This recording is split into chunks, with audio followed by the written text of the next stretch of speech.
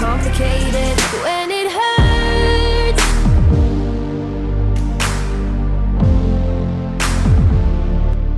Oke, halo semua, karena hari ini banyak banget yang minta kita main lagi untuk spesial historical. Jadi kita bakal coba lagi untuk balapan bersama Honda RC2 11V atau tepatnya Honda milik Rossi pada tahun 2002. Dan di sini kira-kira bisa nggak nih motor ini menang melawan pembalap lintas generasi. Ditambah lagi ini kan motornya masih minim elektronik, ditambah lagi juga dengan perbedaan jumlah cc, di mana waktu tahun ini masih menggunakan dengan cc 990 cc, sedangkan untuk versi 2008 ke atas itu masih sudah pakai versi 800 cc hingga di tahun 2011, sehingga ketika tahun 2012 itu udah pakai cc yang lebih lagi, itu 1000 cc. Nah, hari ini kita bakal coba balapan di Zircon Mugello aja, karena kita bakal ngeliat kira-kira apakah ada perbedaan yang sangat signifikan ketika di trek lurus antara motor tahun 2002 hingga motor yang versi paling terbaru, bahkan juga yang versi paling lama. Karena ini kan di sini motornya nggak cuma 1 tahun aja atau 2 tahun, tapi banyak banget dari penjuru generasi udah digabungin di mode historical untuk kelas 4 tak.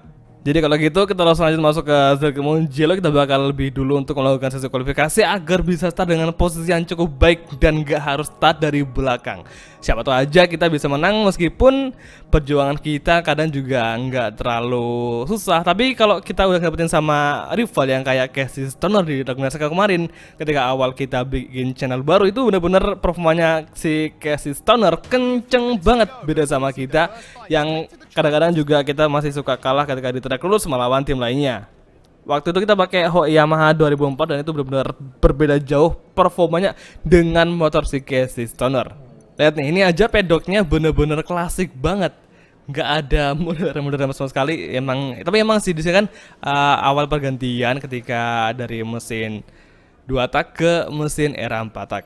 There he is getting on the track. We will soon find out whether he's looking for a quick lap time or whether he's trying out something for the race. Akhirnya usai kualifikasi kita bakalan dari posisi 3 di belakang dari Toru Gawa serta Daijiro Kato depannya, dan belakang kita ada Casey Stoner, Shinji Nakano, ada Setegi Bernau, Kenny Robo Junior, Mas Biaggi serta Valentino Rossi di posisi ke-9 sebagai tuan rumah di balapan Mugello kali ini. Dan ya, kita nggak terlalu mengharap kemenangan karena pasti bakal ada kejutan. Karena gue paling hafal banget kalau ada kita balapan di sesi race historical tuh bakal ada satu pembalap yang kenceng banget. Entah itu Casey Stoner atau mungkin Lorenzo yang sempat kemarin di Ragunan Saka itu benar-benar kenceng banget. Jadi kita nggak wanti-wanti, semoga aja mereka semuanya itu nggak tampil beringas dan kita harus bisa mengambil posisi pertama dengan sangat cepat ketika udah dilepas untuk start balapannya. Tapi satu yang gue yakin, biasa yang menjadi pole gak bakal bisa tampil kuat kayak Daijiro Kato sekarang ini masih di posisi pertama, kemungkinan dia bakal di overtaking sama Rizri atau mungkin sama rivalnya yang emang biasa seorang pole di historical itu nggak menjamin dia bakal menang. Percaya aja. Oke, Valentino Rossi, wah keren banget ini livery paling keren banget, dan paling gue suka banget motif atau livery warna BTW ini AMG jadi sponsor Ducati ya, baru tahu gue cuy. Kali tepatnya Rizrio dengan Honda Repsol 211V.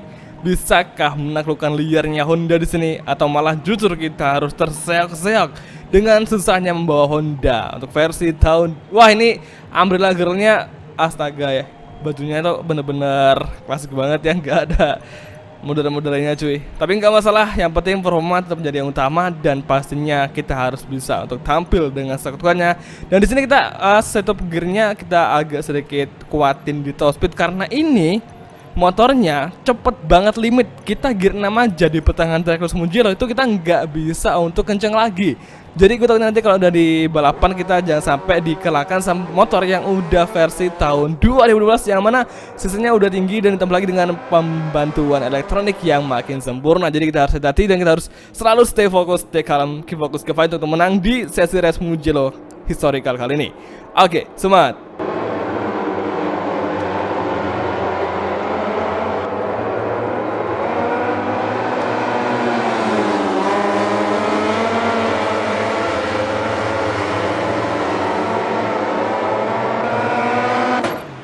To go now until the Italian Grand Prix here in Mugello, one of the most challenging and spectacular tracks in the entire championship.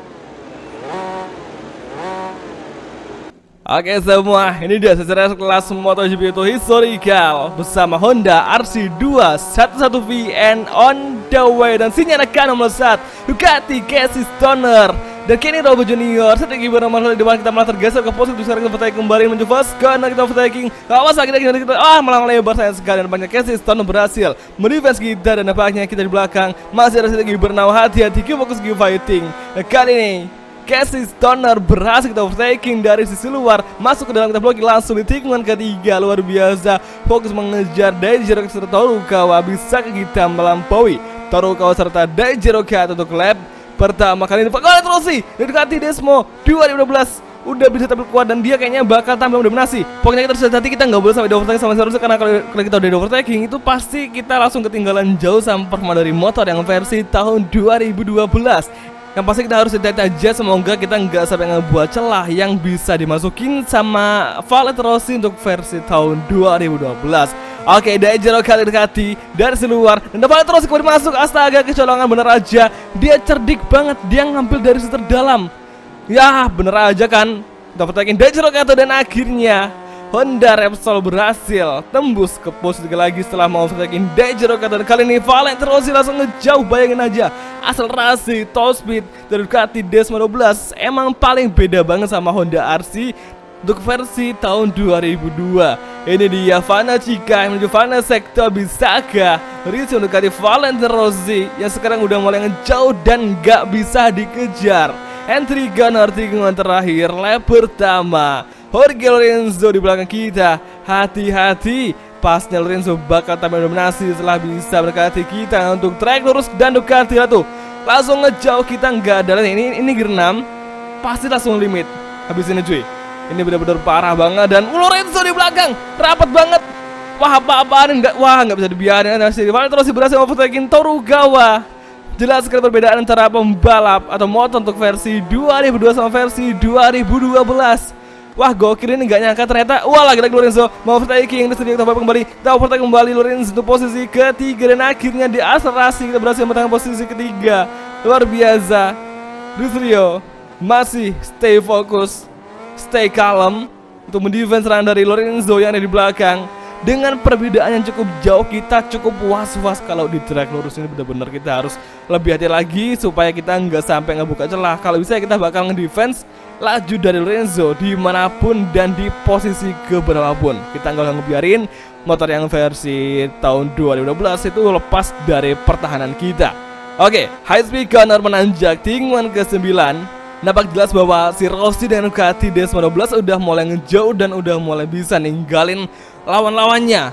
Kita aja pakai motor ini nggak bisa ngejar, apalagi kalau kita pakai motor yang di bawahnya lagi atau performanya lebih di bawah, jauh di bawah si Honda RC2 11V. Nggak kebayang kalau kita duel sama motor tahun ini, kayaknya kita bakal ketinggalan jauh dan itu benar-benar bahaya banget. Kita aja di track lurus itu di pertengahan track lurus kita udah nyampe limit dan nggak bisa wah, hati-hati cuy.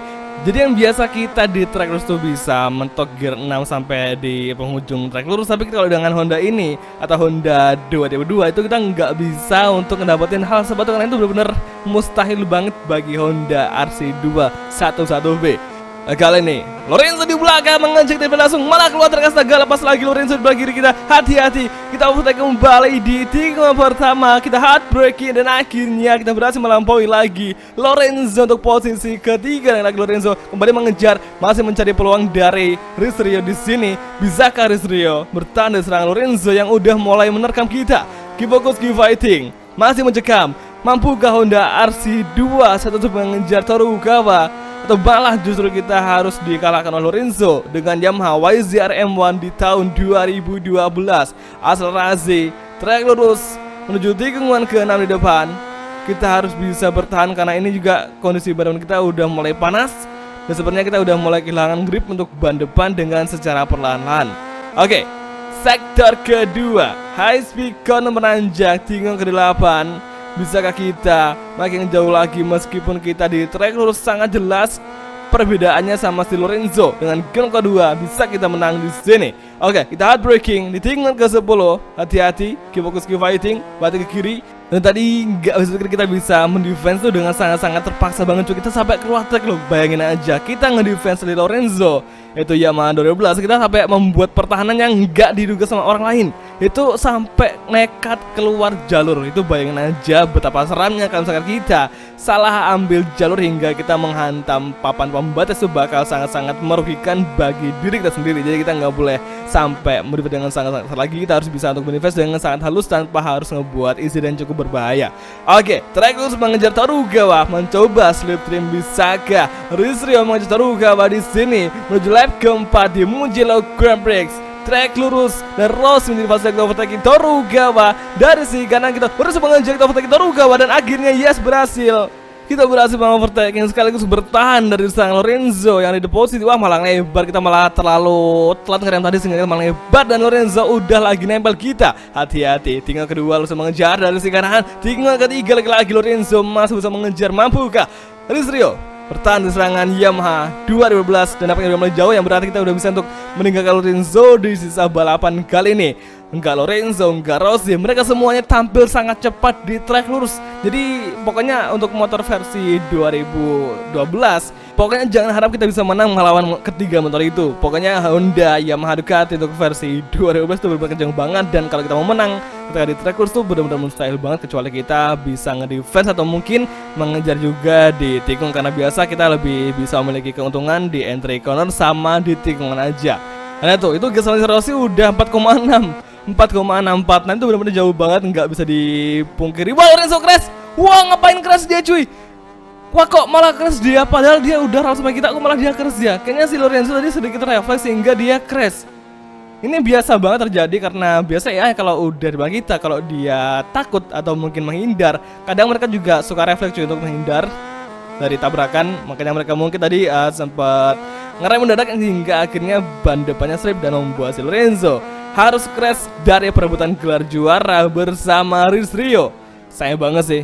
Kalau tadi gue sebut mengharap semoga nanti di lap keempat nanti atau di penghujung track lurus kita bisa dua lagi sama Lorenzo di track lurus, karena emang kita lagi seneng nih. Masa iya kita harus nyerah gitu aja, apalagi dengan rival yang itu bakal menjadi penantang yang sangat kuat bagi kita untuk semakin kuat di sini. Dan Casey Stoner beneran aja dia ngejar Ducati 2008 mengejar. Hati-hati kawan-kawan. Ini benar-benar nggak disangka ternyata Lorenzo Rossi Stoner benar-benar menjadi legenda di sini. Dia tampil kuat banget, kita aja di track lurus ampun-ampunan banget cuy, sumpah. Jadi nggak kebayang kalau misalkan nanti Ducati milik si Dovi di tahun 2016 itu datang di Fast Legend dan berduel sama kita. Kayaknya itu bakal menjadi motor yang paling cepat di sepanjang sejarah untuk historical di MotoGP game tentunya. Oke, Valentino Rossi dengan 6,5. Dia jauh banget, itu berarti si Rossi udah mutlak dia bakal menang asalkan dia nggak crash di sini, yakin aja. Oke, Casey Stoner berhasil overtaking Torugawa dan kita harus bersiap-siap dari serangan Ducati 2008 itu Casey Stoner. Hati-hati pokoknya kita boleh kalah. Ini beneran race-nya paling seru banget, soalnya kita ngelawan membalap atau motor yang lebih kenceng daripada kita, tapi kita wah sliding. Ban udah mulai habis, motor udah lambat. Ini bener-bener ampun banget cuy. Wah, pantas saja Rossi nekat keluar Honda kan. Mungkin dia pengen cari lagi suasana baru yang lebih menantang. Oke, menuju tikungan di depan kita hard braking. Dengan kondisi ban depannya udah mulai habis, bisakah Honda RC211V mempertahankan posisi kedua dan serangan Casey Stoner di belakang? Sementara Chris Vermeulen berhasil tembus ke posisi ketiga. Nampaknya Suzuki bakal ikut campur dengan perduelan kita antara kita sama si Casey Stoner. Hingga sekarang pada di terakhir, bisakah kita bertahan dari serangan Ducati ya emang paling mencolok banget ketika udah di track lurus. Oke, Q-Focus Q-Fighting menuju lap gun atau final MotoGP Mugello. Q-Focus Q-Fighting Lorenzo di belakang. Dan kali ini Casey Stoner mengejar di penghujung top speed. Bisakah kita bertahan dari Casey Stoner mengejar, Suzuki mengejar. Kita hard braking di first corner lap ke-6. Q-Focus Q-Fighting. Pokoknya meski ban kita udah mulai habis, kita nggak boleh sampai ngebuat kesalahan, karena ini benar-benar harus dijaga kestabilannya supaya kita nggak ngebuat mistake yang sangat berulah. Oke, dan Casey Stoner mengejar di belakang tikungan ketiga, sektor kedua, akselerasi. Bisakah kita bertahan serangan Casey Stoner kali ini? Nampaknya kita udah mulai kewalahan berhadapan dengan Casey Stoner di belakang. Sementara Rossi udah jauh banget dengan gap 9 detik dari Rizrio. Oke, nampaknya kita udah bisa untuk menjauhkan lagi temannya di high speed corner. Menjelang tikungan ke-7 menurun, bisakah kita bertahan sekaligus mengejar Casey Stoner malah high side. Casey on high side dan Suzuki nampaknya masih ada dari sisi kanan. Luar biasa, ini sangat menegangkan. Untuk kembali Suzuki, kita overtaking dari sisi kanan. Casey Stoner crash lagi, sayang sekali cuy. Kita mau overtaking Chris Vermeulen dari sisi kanan. Akhirnya di entry corner kita lampaui Suzuki di tikungan ke-10. Luar biasa. Dan Kenny Robert Junior crash juga, sayang sekali nampaknya. Stoner sama si Kenny Robert, mereka ada isi berdua. Ini dia di akhir di tikungan ke-12. Bisa kita bertahan dari tangan Suzuki? Semoga aja bisa karena kita udah nanggung banget kalau sampai kalah di sini. Keep focus, keep fighting. Final G-Gain. Wah, aku sampai habis cuy. Oke, ini dia final sektor. Hati-hati. Sedikit lagi kita pasti bisa menang di sini. Kalau Edward tiba-tiba berada di posisi ketiga, ini nggak ada yang nyangka serius. Dari Casey Stoner, Lorenzo hingga Chris Vermeulen, dan nampaknya ternyata yang bisa mengisi posisi ketiga adalah Colin Edward. Ini gak ada yang nyangka. Akhirnya Gavin dan Rossi bisa menang. Rossi menang dengan gap yang sangat jauh sekali. Kita hanya bisa untuk puas finish di posisi kedua di GP Mugello untuk historical. Kali ini tepatnya luar biasa. Meskipun kita mengisi posisi kedua, tapi kita cukup nggak puas karena kita nggak bisa menang. Apalagi si Rossi ninggalin kita dengan gap sangat jauh sekali, itu 10 detik, dan itu benar-benar jauh banget di luar dugaan. Tapi overall ini rasanya benar-benar penuh kejutan. Dan benar aja seperti yang gue bilang tadi di awal balapan, yang menjadi pole gak bakal menjamin dia menang. Buktinya aja si Toro Rosso sama Jiro Kato, mereka malah terlempar di luar dari posisi 3 besar. Toro Rosso di posisi kelima, sedangkan si Jiro Kato hanya ada di posisi ke-7. Tapi ini benar-benar respon seru banget, dan kita juga sempat ngeliat dua legend yaitu Stoner sama si Lorenzo crash tepat di belakang kita. Jadi benar menjadi suatu momok yang paling mengerikan bagi mereka berdua. Jadi oke semua, kalau gitu kita langsung aja mengakhiri video kali ini. Kita bakal ketemu lagi nanti di next video. Kalau gitu terima kasih nonton dan oke, bye, ciao.